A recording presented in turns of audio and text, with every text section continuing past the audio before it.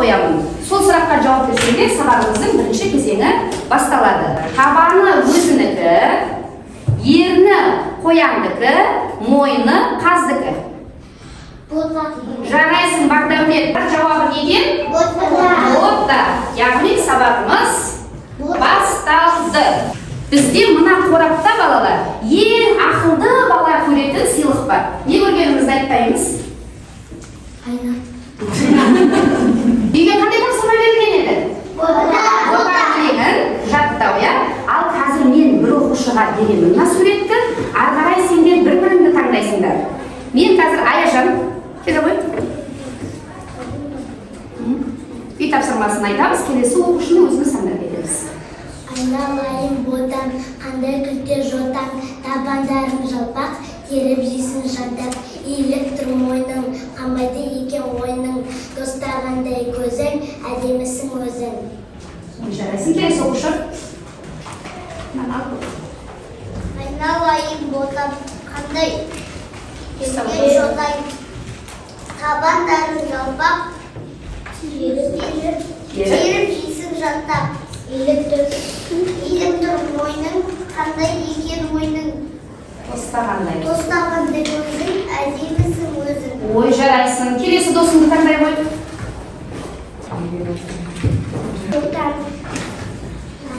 Табандарың жалпақ, теріп жейсің жантақ,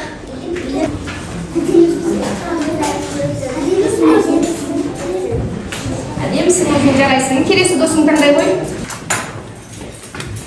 Ибрахим дейді. Қандай күлте жотам, табандарың жалпақ, тербейді екен ойным, достағандай көзің, әдемісің өзің. Ой, жарайсың. Келесі досың. Айналайын қандай күлте жотам, табандарың жалпақ, қандай көзің, Қыш өзі айтады. әдемісің өзің. Әдемісің өзің. Келесі оқушыны таңдай. Табандарың жалпақ, теріп жейсің жантақ, иіліп тұр мойның, қамбайды екен ойының, тостағандай көзің, әдемісің өзің. Ой, жарайсың. Келесі оқушыға бер. Алда түйенің төлі не дейді екен? Бота дейді. Бота өлеңін бәріміз жаттап келдік, иә? Алда онда қазір қолдарыңды алдарыңа қойып, мына суретке қарап, бәріміз бірге айтайық. Өйткені жаңа айтпаған оқушылар бар, иә? Айналайын бота, қандай күлте жотам, табандарың жалпақ, теріп жейсің жантақ, иіліп тұр мойның, қандай екен ойның, тостағандай көзің, әдемісің өзің. Жарайсыңдар. Өте жақсы. Ал сабағымызды еске түсірейік. Мына жерде қазір кімнің есімі шығады, сол өтілген сабақтардың тапсырмаларына жауап береді. Бірінші оқушымыз Айзере, Тұрысбек Айзере. Дыбыстың түрлерін ата. Жарайсың, дауысты және дауыссыз. Келесі оқушы Сафия. Дауысты дыбыстың түрлерін ата. Онда дауысты дыбыстың түрлері кім көмектесші? Бірінші А, одан бұрын бөліну түрлерін айтып аламыз. Жуан және жіңішке. Ары қарай айтады әлби. Дауыссыз дыбыстың түрлері. Қатаң. Одан кейін? Өте жақсы. Әп дегеніміз не? Жазамыз көреміз. Өте жақсы. Ахмет тасымал дегеніміз не? Жүз буынға бөлініп тасымалданады. Тасымалдан баға бөлініп сызықша дефис қойылады. Сызықша дефис қойылады. Өте жақсы. Ибрахим, буын дегеніміз не? Сөзде қанша дыбыс болса, сонша дыбыссыз дыбыс болады. Сонша буын болады. Жарайсыңдар. Ал қазір алдарыңа мынандай ой өрнек алған оқушылар өздеріңнің есімдеріңді алып әуе шарынан орын ала қойыңдар.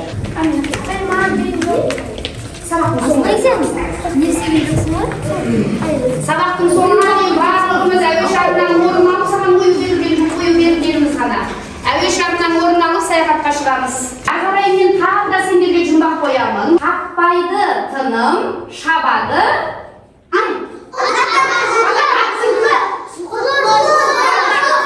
Түсінбепті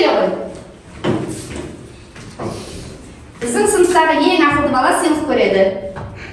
Балдар, таппайтын тыным, шабатын некен? Міне, құлын екен балдар. Сабақтың ортасы. Ал қазір балалар біз осы кезеңде енді сөз таны әдісін өтеміз. Мына жерде бізге суреттер беріліп тұр.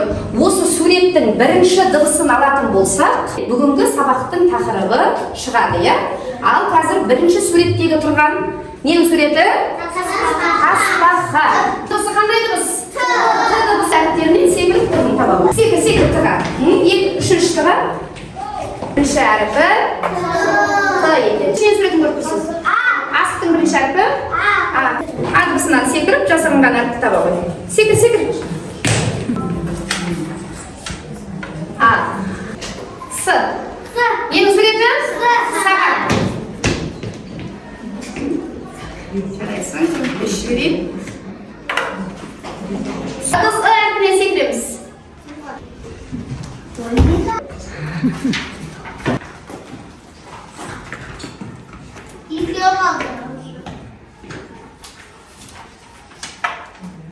Қарай, не суреті? Айна, бірінші дыбысы? А дыбысы. Қандай дыбыс? А дыбысы. Ой, жарайсың ашаған. Өте жақсы балдар. Қандай сөз шықты? Тасымал. Балдар, тасымал деген сөзде неше әріп бар екен? Дұрыс айтасың, Сапия. Бұл жерде 7 әріп бар. Неше дыбыс бар? 7 дыбыс бар. Буынға бөлеміз.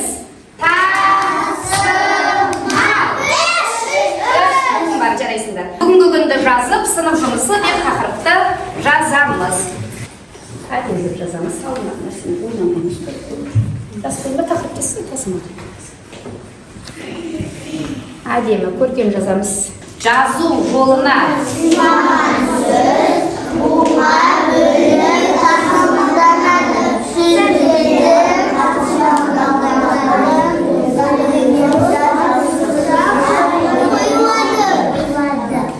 бізден тасымалдағанда, егер 3 буынды сөз болатын болса, тасымалдаудың 2 тәсілі болады.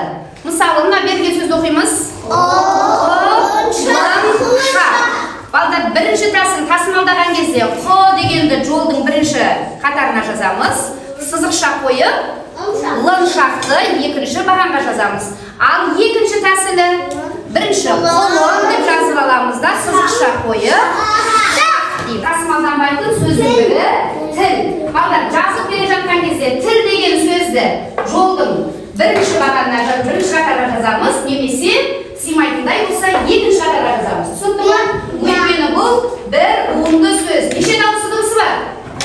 Бір ғана дауысты дыбыс бар. Буынға бөлеміз. Бір ғана буын, сондықтан тасымалданбайды.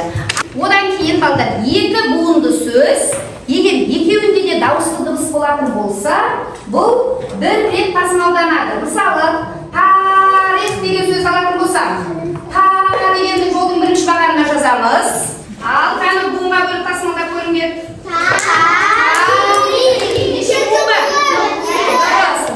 Ғасырлар деген сөз алайық. Ға дегенді сөздің бірінші, сыр дегенді екінші буынға жазамыз. Ғасыр дегенді тасымалдандар. Ғасыр. Неше буын? 2 буын. 3 буын болатын болса, онда ғасыр дегенді жолдың бірінші бағанына жазамыз. Екінші бағанға жазамыз. Өйткені бұл жерде балдар, буындарының саны 3 буын болғандықтан неше тәсілмен тасымалданып тұр бұл? 2 тәсілмен тасымалданып тұр. Жарайсыңдар. Бүгінгі сабақтың тақырыбы құрау құлыным еді балдар. Құлын ненің төлі? Дұрыс балдар, жылқының төлі. Ал қазір жылқы малы туралы әлбет ұстап отырамыз, бер қараймыз.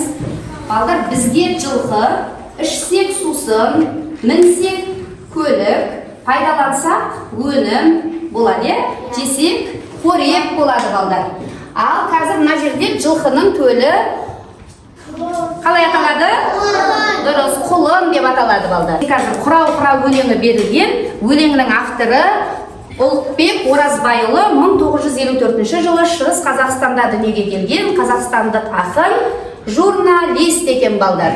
Қазір бұл жерде құрау өлеңін бірінші бәріміз бірге оқимыз, одан кейін барабан әдісі арқылы сендер қайталайсыңдар. Сен боларсың қазанат, мен боламын азамат. Құрау қолыным, жебіресін толымым. Рауамыз асылай. Ғой, сен боласың қазанат, мен боламын азамат. Құрау қолыным, жібересің толымым. Ой, жарайсың. Саттаран ет. Азасын жеп, Солыным. мөлдір судан іше ғой. Сен боларсың азамат, Мен боламын азамат. Құрау қолыным, жібересің толымым. Ой, жарайды. Қандай атты қазанат дейді екен? Қазанат. Ұзақ жолға Жүрген. дұрыс, ұзақ жолға шыдамды, ірі атты балдар қазанат дейді. Қалай шақырады екен? Құрау деп шақырады. Өте жақсы. Бұл мінсе көлік болады, жесе ет болады. Қазақ халқы сонымен қатар ер қанаты ат дейді. Бұрынғы кезде машина болмаған кезде ата-бабаларымыз осы жылқыға мініп, ұзақ жолықтарға шыққан, елдерді аралап, лай суды жылқымалы ішпейді. Одан кейін де шөпті де талғап жейді. Сонымен қатар балдар, жылқымалы күйіс қайтармайды, және жылқыда өт жоқ екен балдар. Дәптерімізді ашамыз. Екінші жаттығу. Өте көркем жазғандарың, әдемі жазғандарың мына ой өрнектен аласыңдар. Сөйтіп әуе жағынан орын аламыз. Екінші жаттығу деп бастайды. Жол қалдырмаймыз.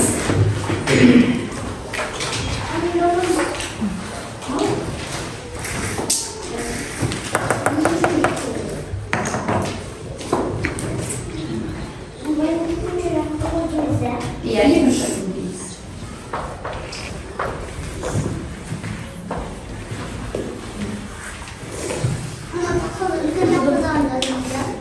Әдемі деп жазамыз.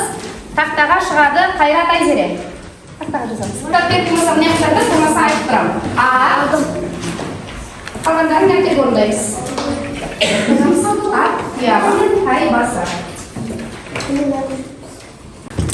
Әріптердің бойын біркелкі қылып жазамыз, көркем жазамыз, бір-бірімен байланысуын дұрыс сақтаймыз.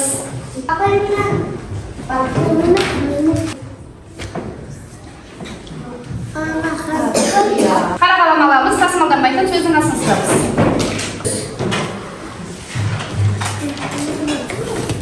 Аяру өте көркем жазамыз. Кімнің алдында ойы бар, сол әуе жағына барып аттарында. Ал енді балдар, жаттығуды жазып болсақ, серікту сәтін жасаймыз. Сиырдың алдарындағы қойдың асығы, ал мендегі сиырдың асығы. Санау үшін асықты, он саусағым асықты. Бір, алшы, тәйке, ел ойнайық досым, қызық ойын болсын. Ал енді жұптық жұмыс балдар. Асықтарыңды бірге қосамыз. Сол асықтан енді бала деген сөзге дұрысталып жасаңыздаршы. Бала. Көк түс дауыссыз, қызыл түс дауысты.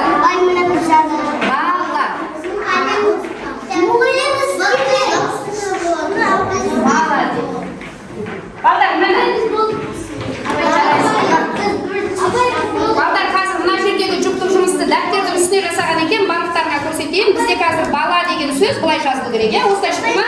Жазылайсыңдар. Ал енді ана деген сөзді жаза қойыңдар. Біреу артылып қалады, дұрыс, ана біреу артылып қалады. Балдар, қазір Айзере мен Әлдектің жұмысын көрсетейік міне. Ана. Буынға бөлеміз сөзді. Тасымалданады ма? Балдар, тасымалданбайды. Өйткені бірінші буынында бір ғана дауысты дыбыс бар. Дұрыс. Қос құлақ. Жанбота келе ғой. Кән ашып көрейік. Тастан тасқа секіретін, қалпен қос құлағы неген? Лақ, балдар. Лақ менің көлі? Молодец, әлі. Қарайсың, ешкінің көлі. Сол үшін келе ғой. Кәмітары қарай оламыз.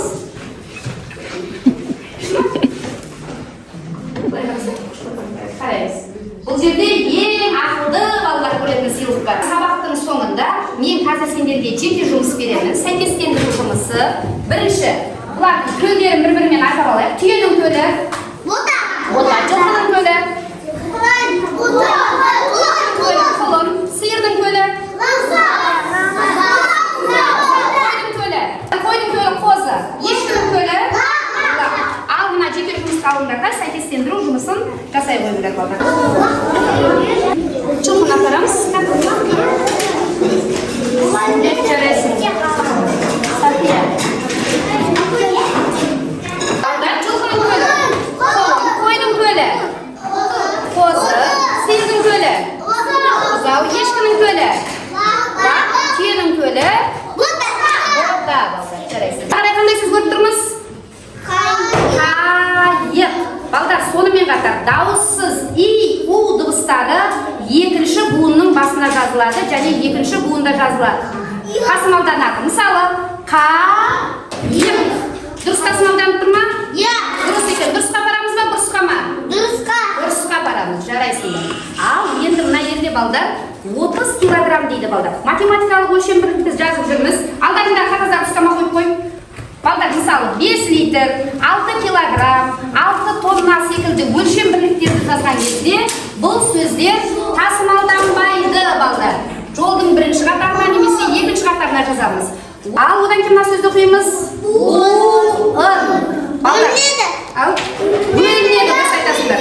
Балдар, бұл жерде балдар у дыбысы дауысты дыбыс болса, у дыбыс дауыссыз дыбыстан кейінгі келген дыбысы екінші буынға тасымалданады. Мысалы, буын, жиын деген секілді дауысты дыбыстан кейінгі келген дыбысы тасымалданып жазылады.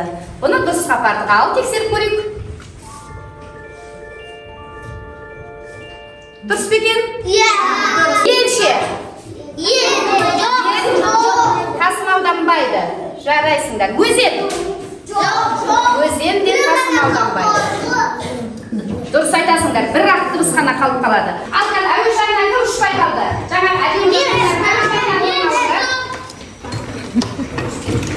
әдемі жазғандарым үшін бүгінгі сабаққа